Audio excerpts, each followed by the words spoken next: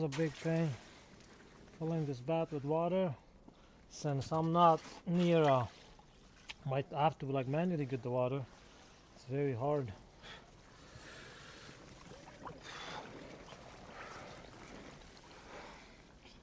The crazy part is that there's still blocks of ice around that I could not break.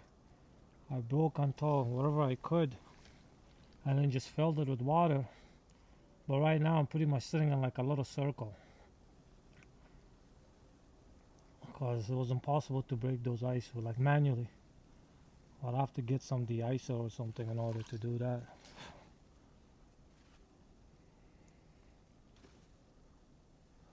Snowstorm going on here tonight. Alright, that's 5 minutes. Let's see if we can do this. Let's see if I can actually dunk my head in, but I don't think so. What water?